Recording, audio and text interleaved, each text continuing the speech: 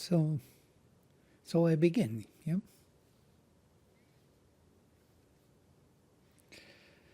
All right. The topic was to trace Vedic imagery to Sri Aurobindo Savitri and why he chose Savitri for his major work.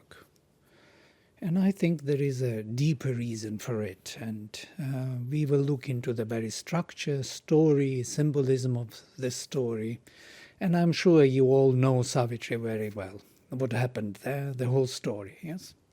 How it is presented in Mahabharata by Markandeya.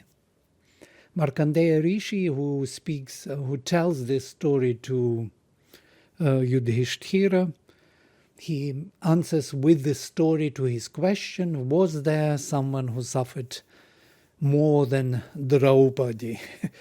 And he said, yes, there was one person, it was Savitri, but it is a very ancient story, but I will tell you the story. So that's how it starts. But taking into account that Markandeya Rishi himself is an immortal being from the beginning of this kalpa, 16 years old, over several manvantaras, 7 manvantaras coming to our time, and tells this story to Yudhishthira as ancient story, we can assume that this story belongs to some ancient prehistoric time. And it is actually the only story, I mentioned this before, which does not fit into the tapestry of epic style. Epic style is very specific. It's always the same type. You predict the vision, what will happen, and then you see it happen. There was never deviation from prediction. And that's the interesting part. You know what is to happen, and then you follow it up and see how things come together, how karma works, how everything works, and the result is obvious. The same was with Achilles, with everyone. The prediction is there. Before Krishna was also predicted to be killed, he was killed. But when they rushed to Krishna and told him, you see, Gandhari cursed you and your death, he said that she speaks with my voice. So basically, he agreed to that prediction, or most probably she spoke his word that others should know that this is going to happen. But it happens, always. But in Savitri, it doesn't happen. It's absolutely interesting. It's the only story which the prediction was so strong when Narad predicted the death of Satyavan within 1 year that, and nothing you can do about it, he said, that we can't imagine, I couldn't imagine that it would end otherwise. So I was waiting for this to happen. And then when we came to the end, it didn't happen. It was a breakthrough from all epic, tradition. Well, this feature alone tells us that it belongs to some prehistoric, archetypal story about something bigger than some epic stories, yes, with predictions. It's a kind of one feature. And also, there is something more to it. And Sri Aurobindo gives his overview of these 4 symbolic figures. And maybe I will project. It would be easier for everybody to see and to read. You can see the projection. Yeah? This is Sri Aurobindo's note. It was written in the latter, and it became a kind of introduction to Savitri's symbolism. A tale of Satyavan, the tale of Satyavan and Savitri, is recited in the Mahabharata as a story of conjugal love conquering death. But this legend is, as shown by many features of the human tale, one of the many symbolic myths of the Vedic cycle. Satyavan is the soul. Satyavan means carrying the truth. Yeah? Is the soul carrying the divine truth of being, Satya, of Sat, of being, within itself, but descended into the grip of death and ignorance. So he is destined to die within 1 year. Interesting, 1 year is like one cycle of time. Savitri is the divine word, daughter of the sun, goddess of the supreme truth, who comes down and is born to save. Aswapati, the lord of the horse, her human father, is the Lord of Tapasya, the concentrated energy of spiritual endeavour that helps us to rise from mortal to the immortal planes. Dyumatsena, the Lord of the shining hosts, father of Satyavan, is the divine mind here fallen blind, losing its celestial kingdom of vision, and through that loss, its kingdom of glory. So he has two losses. We will speak about them later. Still, this is not a mere allegory. The characters are not personified qualities, but incarnations and emanations of living and conscious forces with whom we can enter into concrete touch, and they take human bodies in order to help man and show him the way from his mortal state to a divine consciousness and immortal life. I assume you know the story, what happened, yes? Everybody knows. I have to know this, otherwise I will be assuming too much. If somebody doesn't know the story, could you just say, I don't know, or raise their hand or something, or click on their hand? I do not know. You don't know. Me to this. Well, the story is quite simple, yeah? Maybe we should go through it a little bit, Mahabharatic story. Aswapati, the king loved by all, doesn't have progeny, and he wants to have the prince to continue his lineage. And he starts tapasya of 18 years. He does tapasya to get the progeny from Savitri, the goddess. So he makes tapasya dedicated to Savitri. And at the end of 18 years, she comes to him and tells him, ask any boon. I am very pleased with your tapasya, with your efforts. And he says, I want 100 sons. Well, the king wants always 100 sons, to continue his lineage. And she says, okay, but I will give you one daughter. 100 sons and one daughter is not the same thing. But she adds very interesting phrase. She says, and please don't argue about this. Because she kind of presumed that he will start arguing, that he did tapasya. He wants a prince and not a daughter, because daughter is to be given and prince is continuing the lineage. So, and he understood. He was clever. He understood that better not to argue and to accept the daughter. So he accepted the daughter. She was born beautiful and truthful. That's important.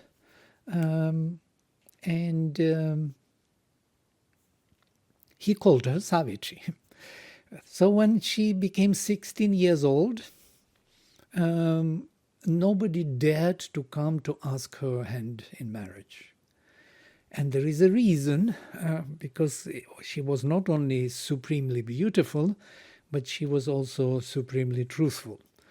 And, not everybody wants to have truthful wife, it seems.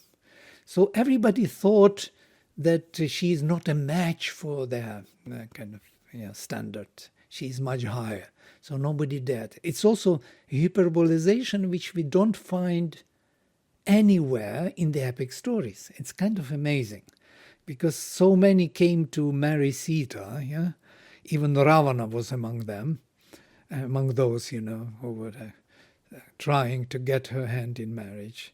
to any Swayamvar, so many are coming, to Damayanti, who was so beautiful that everybody was mesmerized with her beauty, but so many came to marry her. And in this case, nobody came to ask her hand in marriage. It's another kind of outstanding feature of the story. So her father told her, go and find your, equal, your mate. So she started to travel all over the world. She traveled through many forests, ashrams, kingdoms, met many princes and rishis and so on, and did not find anyone to match her qualities. But then she decided to go back and tell father that she didn't find anyone. And on the way back, the moment she decided to go back, something, stopped her for a second or two, and she felt a very strange wind going from the edge of the forest. And then she stood a little longer, and then she saw this figure of one man approaching. And that time Satyavan changed his way of going through the forest and decided to go to the edge of the forest. So she saw the figure approaching her chariot, and her heart most probably started to beat faster, and she felt something. And then when she saw him, she spoke to him. So they spoke to each other. And he said, I am Satyavan, the king, the prince of the blind king Dyumatsena, who is banished from his kingdom and lives in the forest. Now, the story of Satyavan is another story. His father, Dyumatsena, became blind and lost his sight, and because of that, with intrigues in the kingdom, he was banished lost his kingdom, and was living as a hermit in the forest with his son and wife. So, on one side, we have Dyumatsena, who has a prince, but does not have kingdom. Notice, interesting. Yeah? On the other side, we have a king with kingdom, but do not have a prince to follow. So, this is the beginning of the story. So, Savitri comes to this. They discuss. There's a beautiful the book of love in the Sri Aurobindo Savitri, where they speak to one another, and she says, "Speak more to me, speak more, Satyavan." She's totally drawn to all his story. She recognizes in him the equal. And she says, now I know, I will go and kind of confirm that I found my mate. So that is the beginning of the story. When she comes home, that time Narad, the divine rishi, Deva rishi, usually he comes to predict something, and he comes from heaven to the king and sits in his court and asks him, where is your daughter? She is already to be married. I want to know whether there is someone to marry her. And king says, we just sent her to find her mate, and she is now arriving, and she will inform us whom she found. So they are all sitting and waiting for Savitri to come. Savitri comes, enters the hall, and they ask her about the mate, and she says that she found one whose name is Satyavan, and he is the son of Dyumatsena, the blind king. And here Narad is very disturbed, and he says, you made a big mistake, child. This is not the right thing to do. It's not your mate. Because, and then king asks him, is he not beautiful? No, he is the most beautiful. Is he not powerful? He is the most courageous and powerful. He is the best in every way, but he has one kind of fault, dosha, and that dosha is that within 1 year he will die, and nothing you can do about it. So, in Sri Aurobindo Savitri, it's interesting. She says, okay, if he lives only 1 year, I also know how to die. So don't tell me what to do. You know?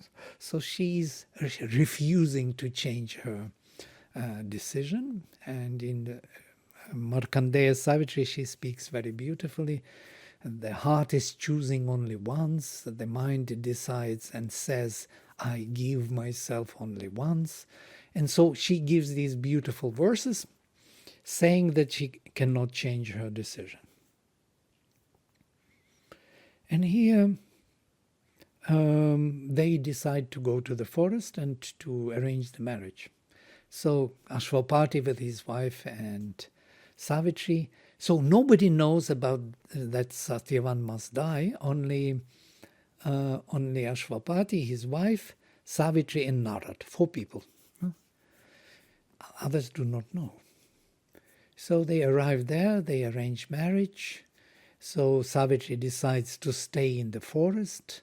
She changes her royal dress to this ascetic dress, and she lives with King Dyumatsena Satyavan in the forest for 1 year. So she does everything what is needed. She helps the king and his wife and Satyavan. She's taking care of them.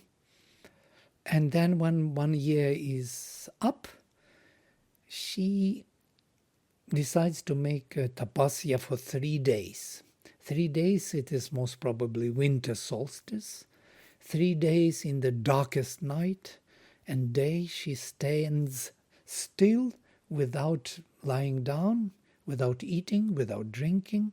She just stands like a pillar.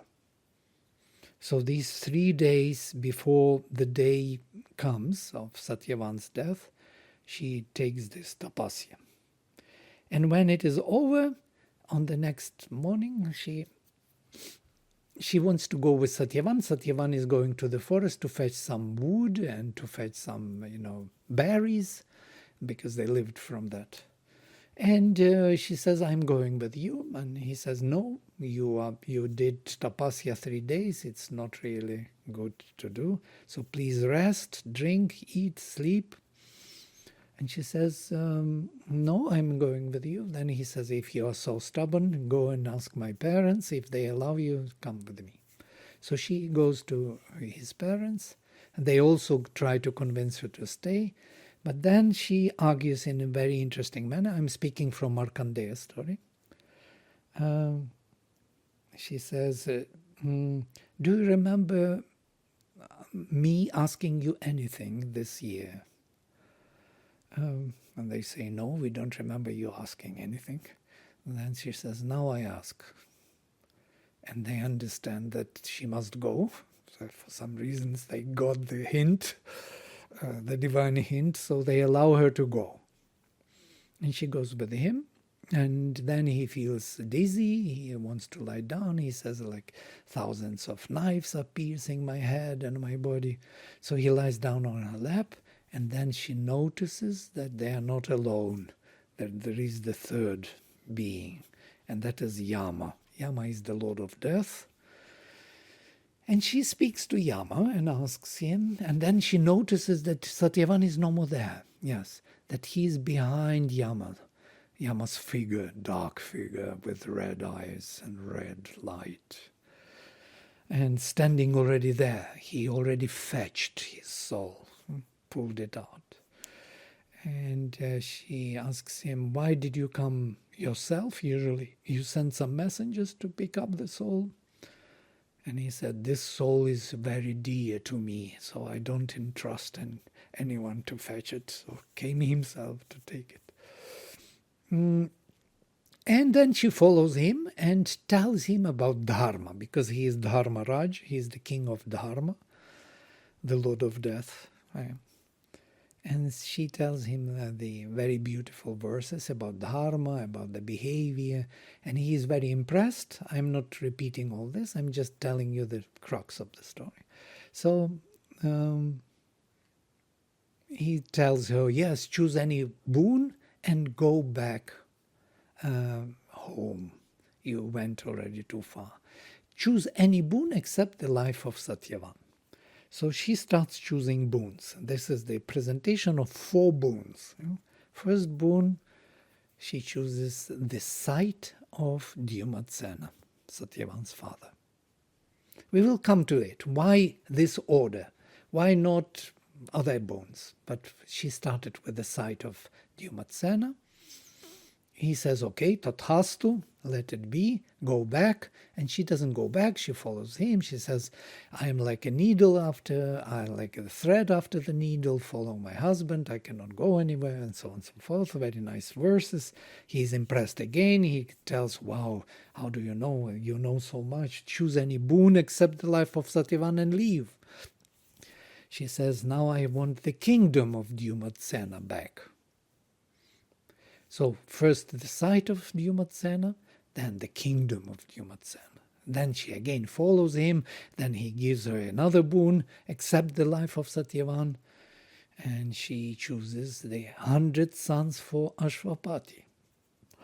Those 100 sons he wanted to have from Savitri, he got them. He got them from Savitri, his daughter, as a boon from Yama. It's amazing, yeah? Through this long story. So he says that has to go back. And then she tells him very interesting thing. He tells her again, choose any boon except the life of Satyavan. And the 4th thing she says, I want to have 100 sons from Satyavan. And this is something Yama should have, figured out, that something is wrong, that it can't be done. But he gives her this boon. And this is something which is misinterpreted. We will discuss exactly this boon. Mainly it is misinterpreted that she cheated on him and that he didn't understand, or something else, or because he said accept the life of Satyavan and she chose the sons from Satyavan. This is not really a very solid explanation. So we will come to a very interesting new explanation of this, why he gave her 100 sons from Satyavan and not the life of Satyavan. It is actually inbuilt in the Vedic symbolism. Yeah? This conundrum. Why? How can you give 100 sons from Satyavan and not his life? And then she follows and she reveals some higher truth for him, and he's so impressed that he says, choose any boon. He doesn't say, accept the life of Satyavan. And she immediately says, may Satyavan live. This is the first part, not I choose or something. So he gives her back Satyavan's life, and he gave her also one more boon, of that they will live 400 years, also symbolic number. It's a full cycle. It's actually immortality in a way, in my view, 400 years.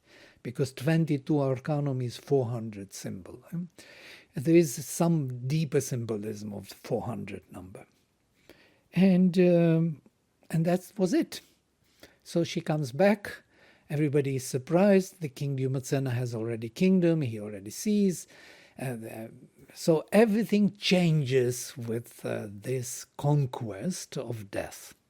In Sri Aurobindo Savitri, we have a very beautiful, the whole book, and the canto of the debate of love and death.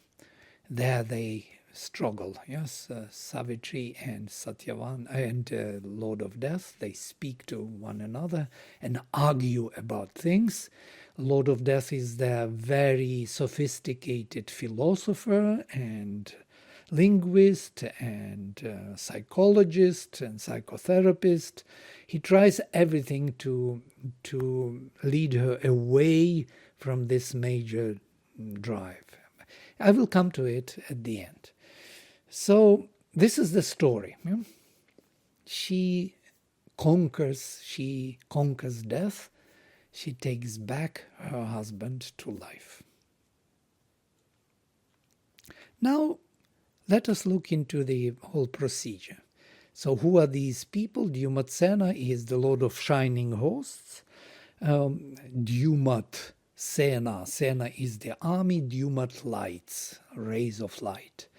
This is the name of the father of Satyavan, army of rays of luminous beings, the king of knowledge, Sherman says. The rays Gavach, or Dyumat in this case, or Usrach, they use these words, in the Vedas are symbols of consciousness in its aspect of knowledge. Here in the lower hemisphere he falls blind and thus loses his kingdom. He has a son, Satyavan, a growing soul of man, a prince, a king to be, who cannot live without the support of light and truth in the darkness of this creation, and therefore is destined to die within a year. Nor as a prince has he any future, for his father has already lost his kingdom. So this is the king of knowledge. Aswapati, on the other hand, is the lord of horse. Ashva, horse, in the Veda is a symbol of power, energy, force, in opposition to Gauch, cow, or the ray of light, as a symbol of knowledge. The cow is to be in front of the horse, says the Rishi in the Rig Veda. The knowledge is to rule the power. There has to be knowledge before the power is effectuated. That's why she chose first boon, the sight of Dyumatsena, because this power would be useless without that knowledge. Here in the lower hemisphere, Aswapati is involved in Tapasya, concentrated spiritual effort dedicated to the Divine Mother, Savitri, goddess of the supreme truth. Savitri. It's from Savitar. Savitar is the lord of the supermind, and his daughter, his word, his will is Savitri. And calling her, invoking Savitri to support his spiritual work here on earth with heirs. Otherwise his work has no future, since he has no son to continue it. He has a kingdom, he is here on earth, but he has nobody to continue his tapasya, his effort and calling to the light. Yeah? These two major kings, and they have two kids. So here we are. Interestingly, these four major... Sorry, Vladimir, I don't think we can see the slideshow. You must have stopped screen share. Oh, maybe. Sorry. I'm reading from the text and think that you see it, yeah. So this was I was reading from, yeah, here. I will send you the slideshow. You don't need to make notes. Everything will be with you, so you can copy it if you need to, or look, reread. So these Dyumatsena and Aswapati, and if you look at them from this point of view of the first four fallen emanations, you will find very similar relations. Consciousness in light is falling first. There are four first emanations. I was speaking about this in the other presentation on the Vedic knowledge. So the consciousness in light falls first. So to say, Eve is pulling Adam by tempting him to try the apple, so to say. So she is invoking the fall. So consciousness in light is falling first into the darkness, pulling bliss into the suffering, pulling truth into the falsehood. You see at the bottom falsehood, pulling the fourth emanation, life, the eternal life, the being, into the death. So death is the conclusive fall of the Supreme Being. Supreme Being in four emanations falls into its opposite in terms of darkness, suffering, falsehood, and death. Now these four, interestingly, represent exactly these four major personalities, and we will look into it closer later. So what was asked? What are these four boons? Return of Satyavan's sight, or Dyumatsena's sight, Satyavan's father. Return of the kingdom of Dyumatsena, so recovery of the fallen light of consciousness into light, back. Yeah? Redemption. Then 100 sons of Aswapati. Aswapati is the power. Interestingly, in the story of Markandeya, it is said that he was loved by everyone, but he suffered a lot. Santapam upajagmivan. It is spoken in there. Why he suffered a lot? Because he could not continue his efforts of manifesting the divine. So that suffering he had was his own, and that suffering had to be recovered or redeemed. And 100 sons is redemption for his suffering. So this is suffering is redeemed to bliss with 100 sons. And 100 sons for Savitri and Satyavan is an interesting boon. It is the recovery of or redemption of falsehood into the truth, supramental manifestation. And the final boon, the life of Satyavan, is the immortality, the conquest of death.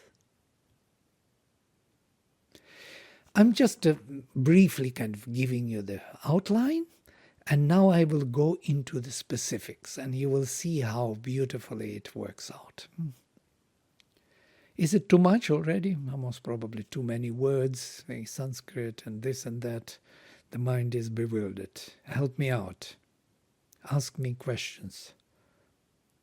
I'm enjoying this a lot, and a lot of it resonates. I actually started to just tear up. You tell this story very beautifully.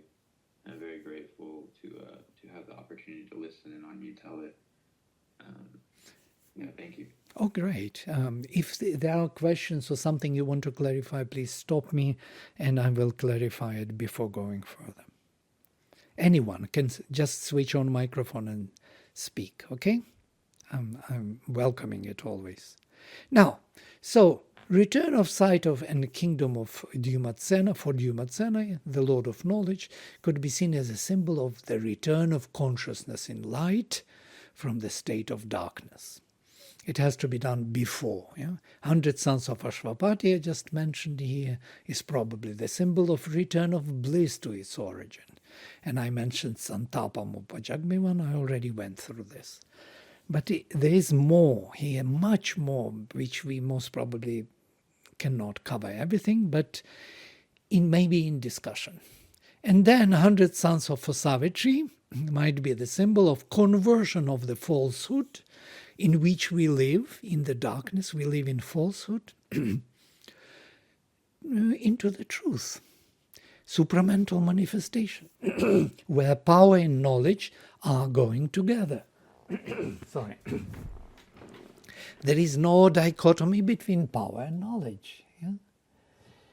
It's interesting that in our case here, in this lower hemisphere, why we live in falsehood, because there is a constant delay between what we want and what we do. What we want is not coming to us immediately. We need to make a lot of effort in time and space in order to arrive at certain outcome. So to get the outcome, we need to apply force, and it's always delayed. This delay is actually time and space, and that generates that separation of truth from its efficacy. So when supramental manifestation will be effectuated, when there would be no separation of the light of knowledge from the power, then it's a totally new world. The world which becomes the foundation for immortality. Without this total match of the knowledge, light of knowledge and power, immortality is impossible. There will be always a delay. Why we die? Because there is a delay. We are not in time we are not matching with the consciousness. Consciousness is very fast, immediate. Some people speak about here and now. Here and now means they want to match, to match power and light of consciousness. So this match is possible only with supramental manifestation. In supramental, Sri Aurobindo speaks about this, that everything is immediate. Whatever the need is there, it is immediately answered, instantaneously resolved. Yes? So whatever the light of knowledge wants, it will get it immediately done. Yeah? That there is no delay. And so it's quite interesting that this becomes the foundation for immortality. That means that we would not need to leave our bodies in order to take another body in next reincarnation to continue our journey, because there will be a match. So, in the life of Satyavan is immortality. We don't need to leave our body anymore. Interestingly, I found the whole explanation for this boon, the boon of 400 sons for Savitri and Satyavan, which is such a conundrum in the story. And Mother says this: the capacity to know God can be achieved in the lower triplicity, the mind, the vital, and the physical, only with the supramental transformation. And this comes only just before the ultimate realization, which consists in becoming divine. It's amazing. Here we cannot really make it linear, because we are always making things linear, consequences, so to say, the cause and effect. But here, with the supramental manifestation, it must be done before, so the sons of Satyavan and Savitri have to be there before the immortality is effectuated, which is upside down, which is not linear anymore.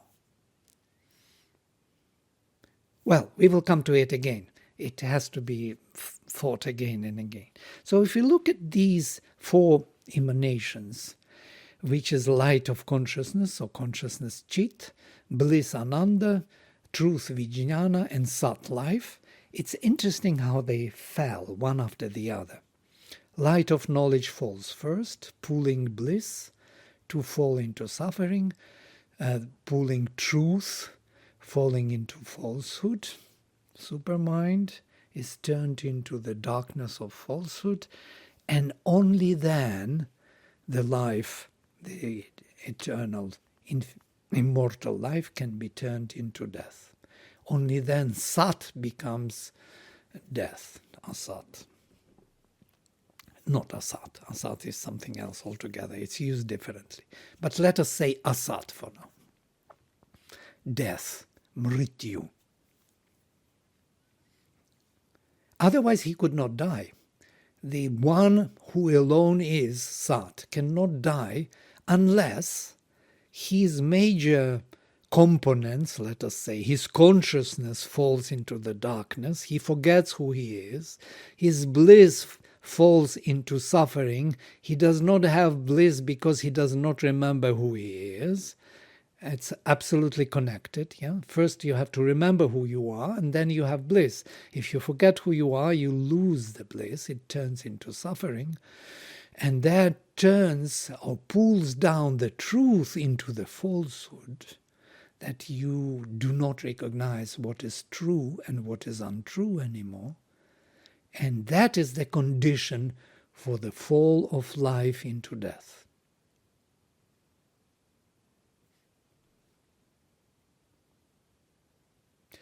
I read this before, I will read it again because it's beautiful. In the enigma of the darkened vasts, in the passion of self-loss of the infinite, a contradiction founds the base of life. The eternal, the divine reality has faced itself with its own contraries. Being became the void, and conscious force nescience, and walk of a blind energy, and ecstasy took the figure of world pain. Basically, all these emanations are here in Savitri's story. So darkness, what is darkness now? Looking at these fallen emanations, darkness is a light of knowledge, unaware of the supreme origin. So if you look at darkness, you should see the light which lost its self-awareness. It can be described as the absence of knowledge within the consciousness itself. It is the first distortion of the Supreme Consciousness. Suffering is an expression of power of the Supreme, which due to this first distortion of knowledge is wrongly applied, used, causing so-called suffering within its being. It is the first distortion of the Supreme Power. It is, and its self-movement and unconscious being. You see, self-movement of the being is power, and it becomes unconscious because consciousness kind of turned into darkness. So power without knowledge is suffering.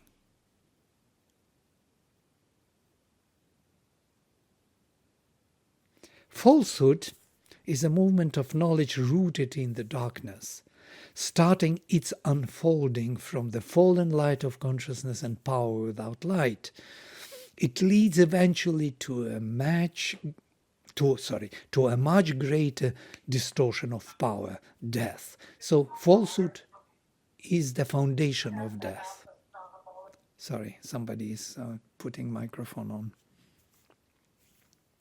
So falsehood is based already on the darkness itself. It does not have light.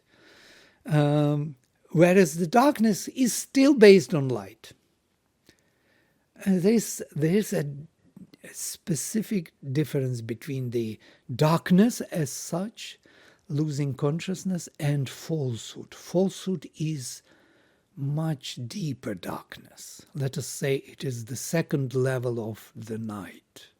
Sri Aurobindo speaks about two nights in the Rig Veda they are mentioned.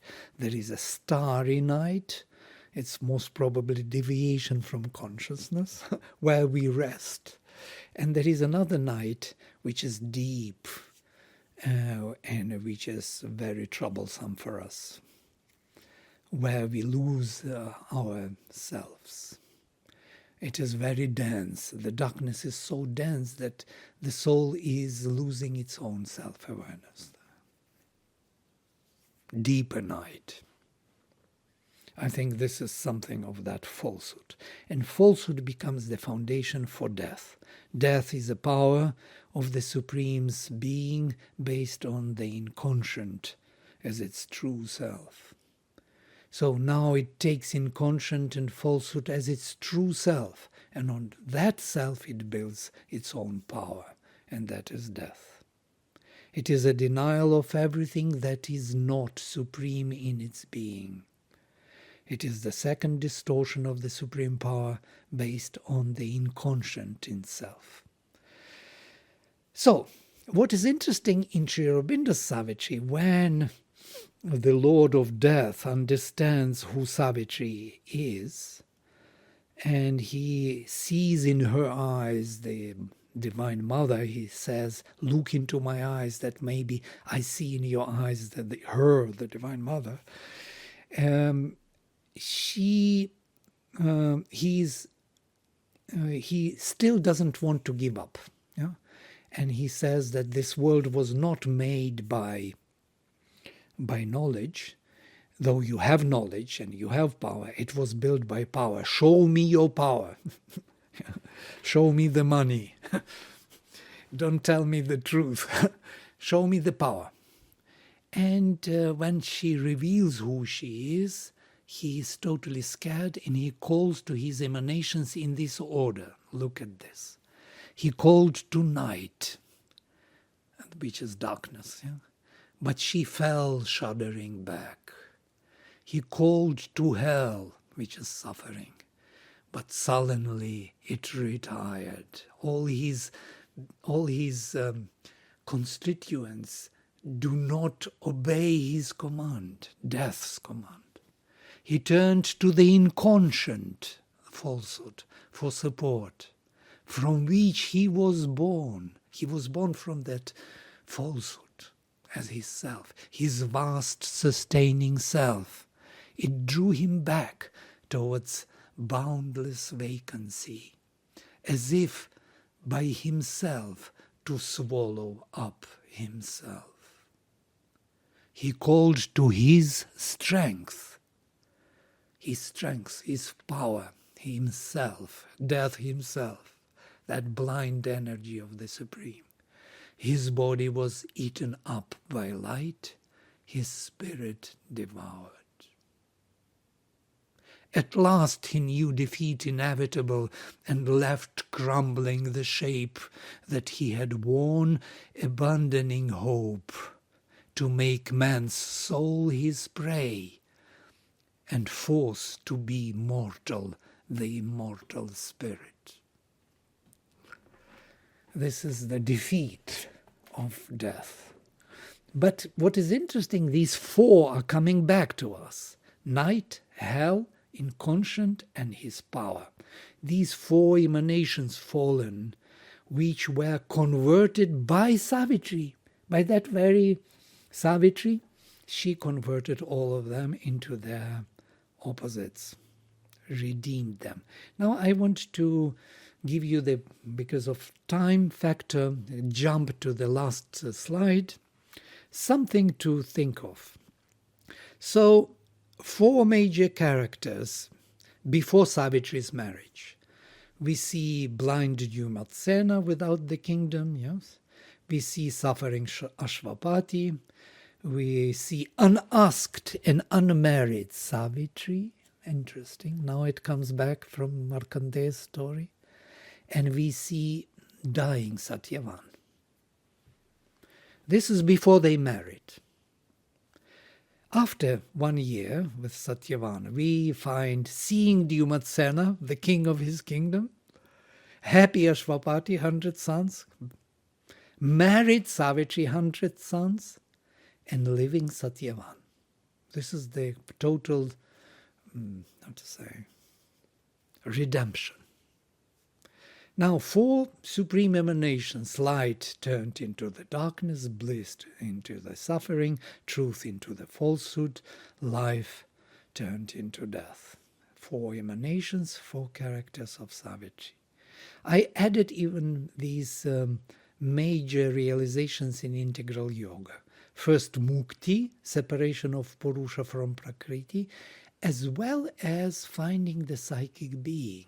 And we will come to it, because there were two boons to Dyumatsena. One was sight, and other was kingdom. And kingdom has something to do with psychic involved here in earthly atmosphere. These two boons are important. That's total recovery of the unborn self and inborn self in the human beings. Then suffering Aswapati, cosmic realization. So the first realization would be the psychic transformation. The second realization will be cosmic transformation, cosmic self-realization. Then the third boon, 100 sons of Savitri and Satyavan, is supramental realization. And finally, the immortality of Satyavan, of a human soul, is transcendental realization of the Supreme Ananda. There are more things to tell, but I will stop here because I already took 1 hour.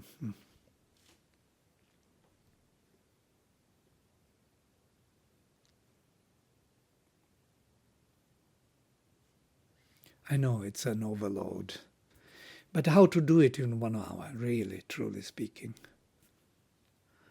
I have to rush through, unfortunately, cutting corners.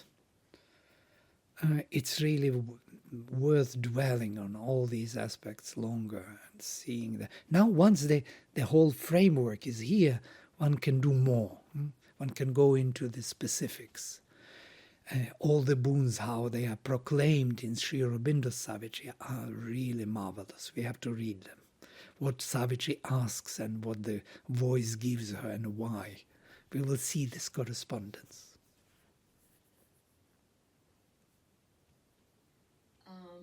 Vladimir, this is Mira. Yes, Mira.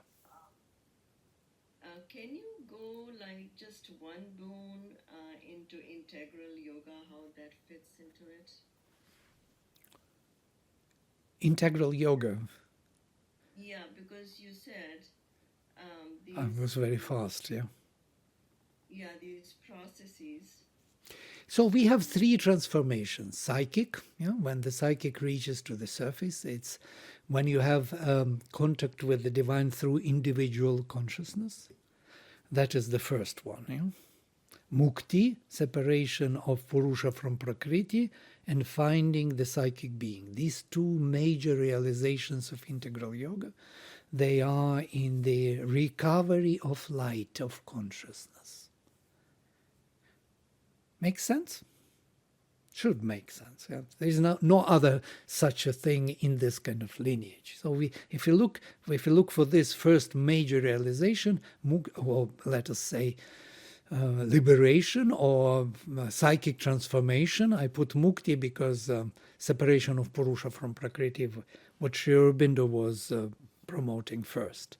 And then when Mother arrived, it became more complex. It became two boons, because Savitri arrived and she made a correction on the path, not only mukti but also psychic kind of coming forward to the front. And here, even in Sri Aurobindo's Savitri, when she asks him, there will be a correspondence, but I don't want to complicate now. I have to find among these slides the right one. So this is the first opening of consciousness in individual form.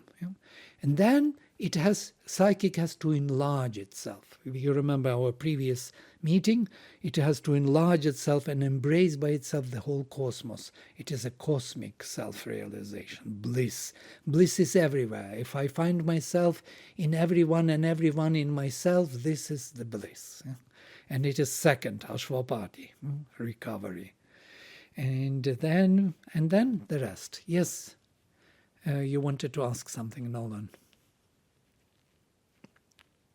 How can this be achieved? Can I achieve this? What means how does that work? If you understand my question. Absolutely. Everybody can achieve it. That's why we are trying to even understand what is given to us. This is the cosmic story, that story of which Markandeya brought forward from the beginning of time. This is the creation and redemption of fallen emanations of the Supreme, which we here embody. Yes?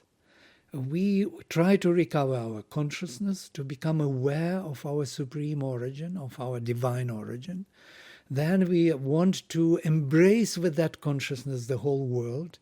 So there is nobody in opposition to us. So I find myself in everyone and everyone in myself. Total identity with the cosmos, cosmic realization or transformation.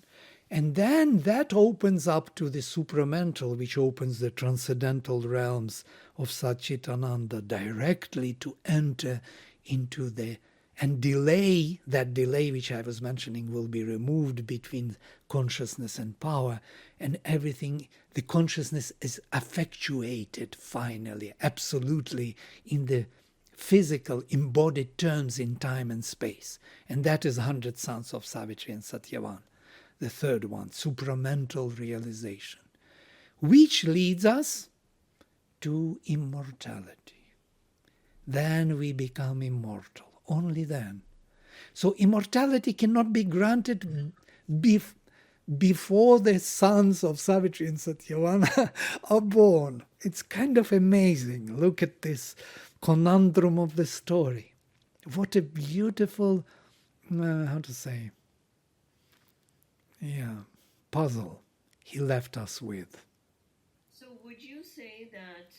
sort of future was pulling them into, that sort of concept that past, present, future is all present, and future is pulling you into. You mean about the 100 sons of Savitri and Satyavan? Yeah, these are those sun-eyed pioneers which Aswapati saw. That is them. They are coming down, because Savitri and Satyavan are married in the transcendental, yeah? And their sons are there, but they have to come down here while Satyavan is still dying. Yeah? So this is the whole upside-down picture, so to say, if you will.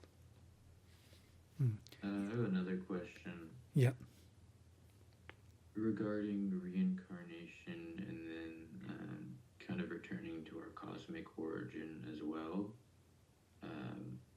Does the ego, is that still present? Where's that in all of this? Does it disappear in the end? Mukti is freedom from ego, yes.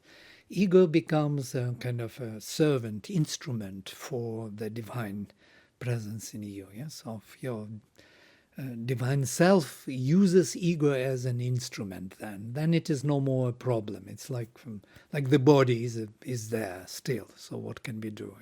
Can't remove the body to be the divine. So we have to deal with it, with nature. Nature has to be transformed, but ego should not dominate our choices. So there will be a divine spark in you of which you will become aware, and the ego will become kind of a servant of it, if you will. Or disappear totally, which I'm not sure about this. I don't think it will disappear. It will just become a helper.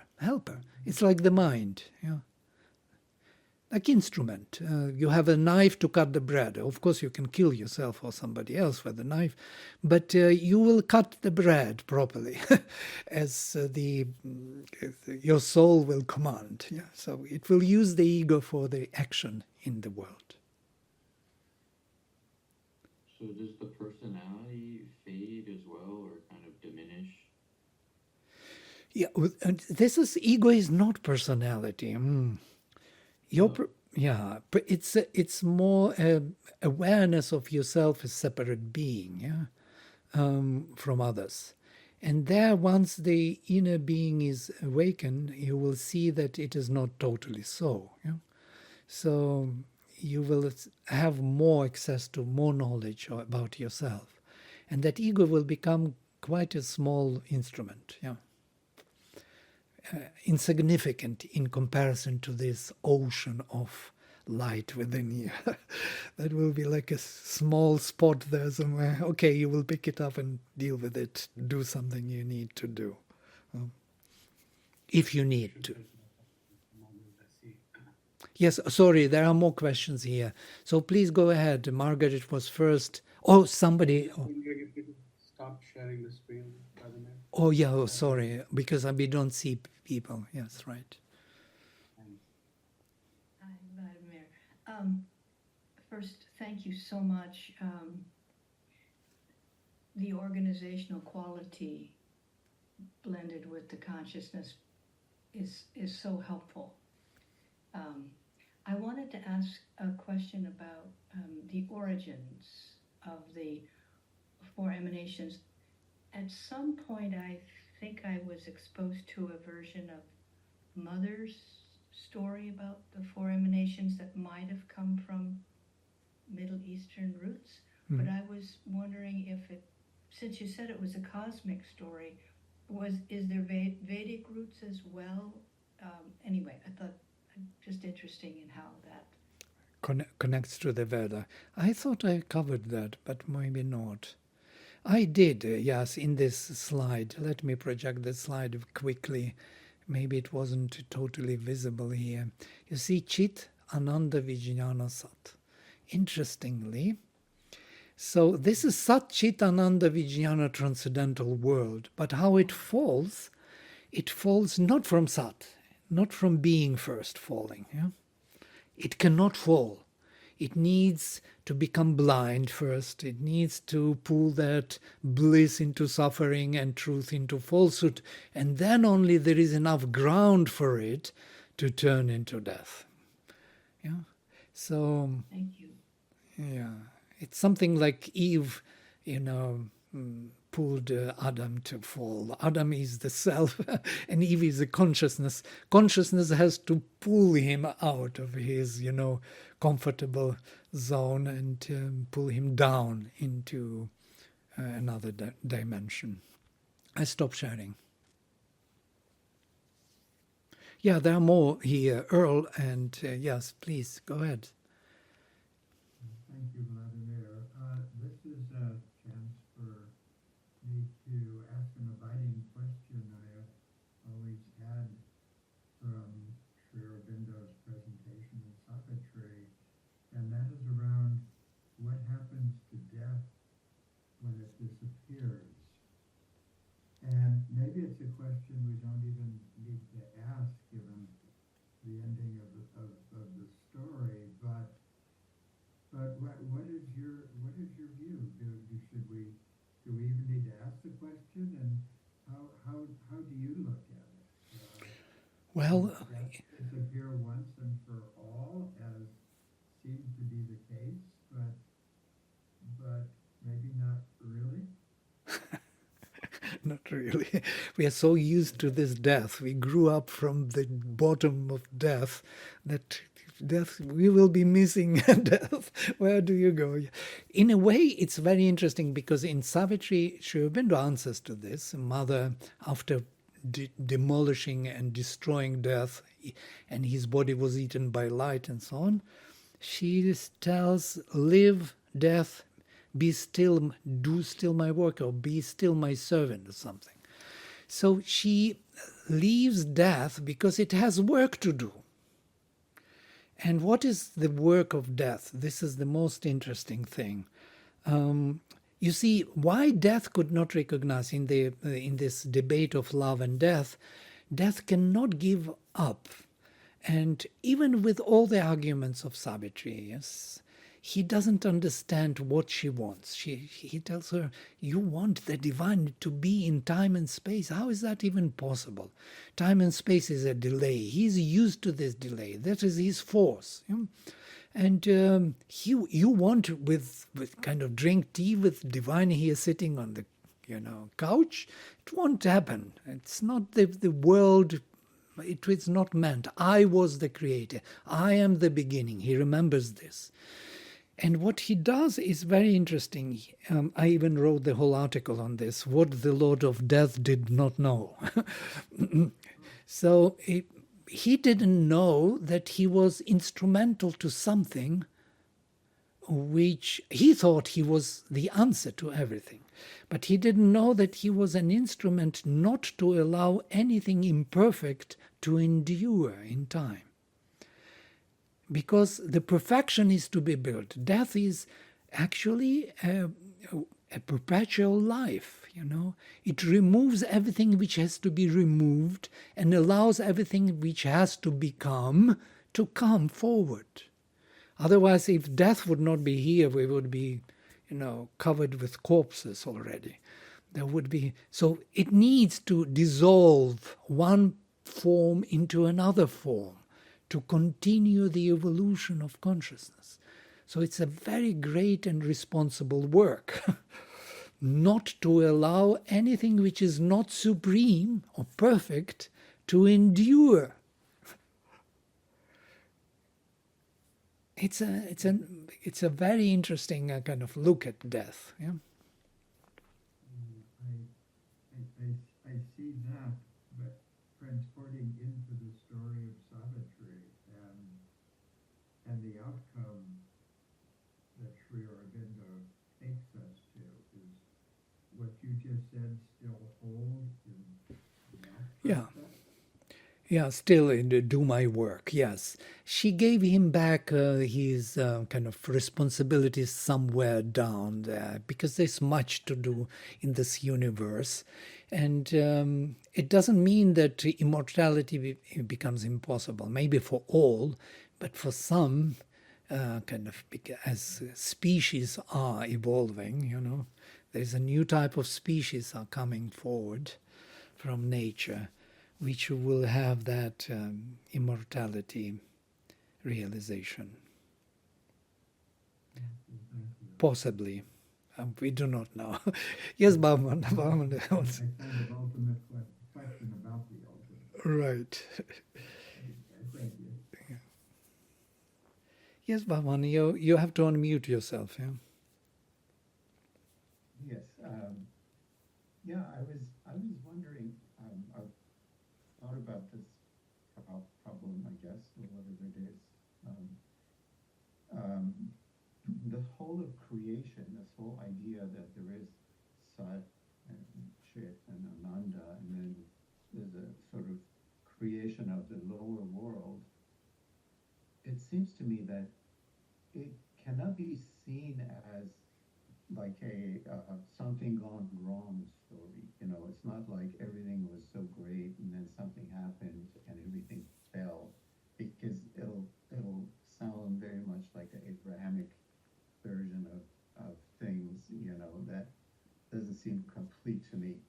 I remember Mayor Baba having a saying something to the effect that this world of illusoriness that we're in, with all these four qualities inverted, in a way serves a function, actually, of sustaining the divine, as if in the beginning of all beginnings, something was not possible that this process makes possible. Absolutely. So I wouldn't see it all in a kind of a negative way. There's like ultimate meaning in all these processes and in all these in the whole story. But anyway, besides that, as a comment, I just wanted to ask you something about. Have you run into any kind of a clear distinction between the more traditional interpretation of Savitri and immortality and Sri Aurobindo's, which seems to make it different in the sense that we're seeking immortality now, not in the soul itself, which was always there, but in creation. So is there some things you've run into? Because I really don't know the answer to this. I have a sense that he is offering something different, but if you went through traditional versions of Indian teachings and try to understand Savitri in the original sense through those myths and stories, as opposed to what Sri Aurobindo creates, can you provide some kind of a simple distinction between the two? What is it that he's adding that was not there before, or maybe he's not doing that? I'm not sure, but it seems that he is. Well, this is the Vedic idea of immortality, yes, which disappeared with the supramental disappearing from the picture, yes, as we know. First of all, mind disappeared, became the realm of Maya. Everybody turned towards the transcendental, denying nature. Nature is the imprisonment. We all die. We know we die. So how that can be the solution? Death is not really. Aurobindo says death helps us not. Death even helps us not. We have to continue the journey. Yeah? Death is a perpetual life, only we don't see it. Yeah? We are in this body, but being in the body temporarily cannot be the solution. Yeah? The solution is dying and being born in another body, continuing with delay, because there is a delay, but crossing that delay is the solution. So that supramental manifestation has to come. It will remove the delay, and it will allow the direct energies to come into play in time and space, which wasn't possible. They could not change the nature. There was always the overmental delay. So what he offers new is this total understanding of immortality in the physical body, which was, truly speaking, never there. Whatever we have, stories here and there, they are very, very different. It's like a boon. You receive a specific gift from someone, from Shiva. You can endure your life like Markandeya. Markandeya is immortal, but by the boon. So to say, he was given this force by Shiva. It's not that we are all immortal.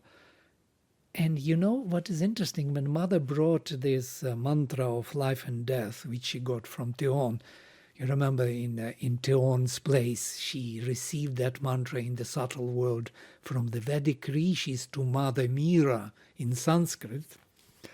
And she took that mantra and brought it to Sri Aurobindo. That could be a solution for immortality. But Sri Aurobindo took that mantra and put into oblivion. He hid it somewhere. He said, it's not our way. This is something interesting. It's not our way to immortality. We need to bring the whole evolution forward.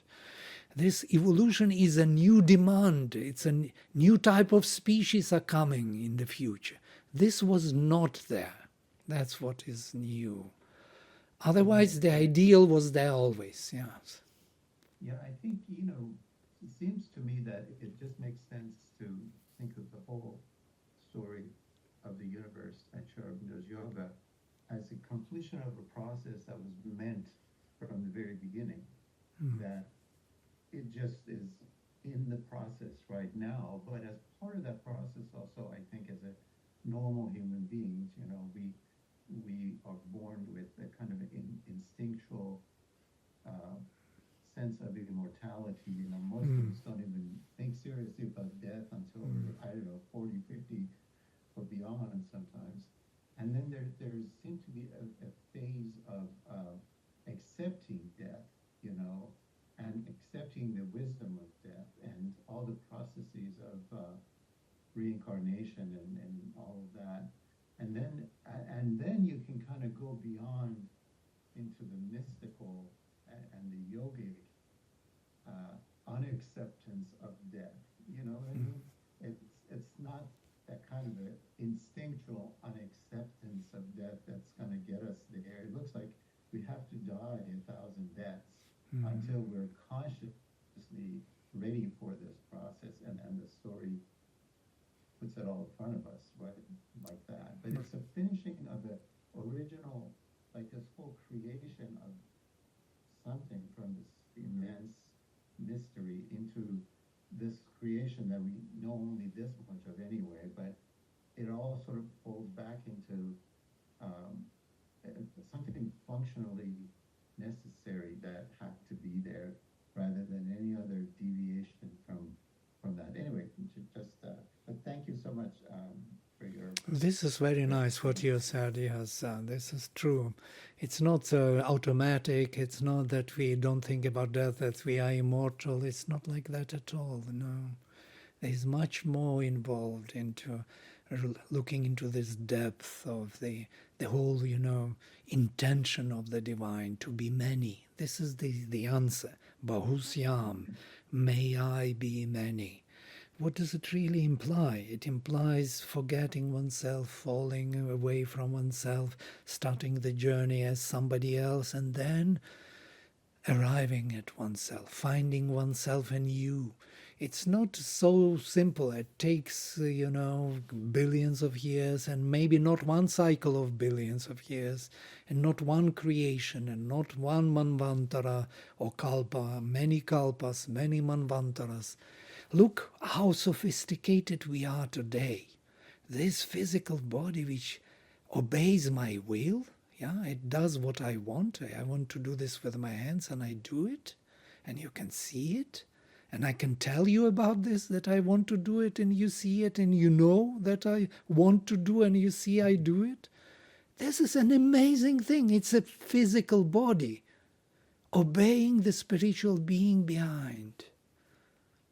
With mind, with vital, with feelings, with words. My tongue is moving, my breath is moving. It generates concepts which are going through electrical signal to you. You see me, you hear, you get the concepts. How is that even possible? Really? This is an amazing creation in every way. And it takes time, tardy process of evolution. It cannot be done by whims of God. He wants. One thing is not enough here. He wants to be many, not to pretend to be many. He wants to be many. We are all supremes who are growing to be Him.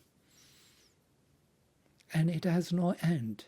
We should also know that this evolution has no end. It's infinite. Somebody asked Sri Aurobindo what will happen after we realize the supermind and become immortals. What? This is the end of the journey? No, he says, there will be more. From light to greater light we will move. From knowledge to greater knowledge. There is always something more in the infinite. Okay. I think Yeah, it's a good place to end. great. Thank you very much, Vladimir.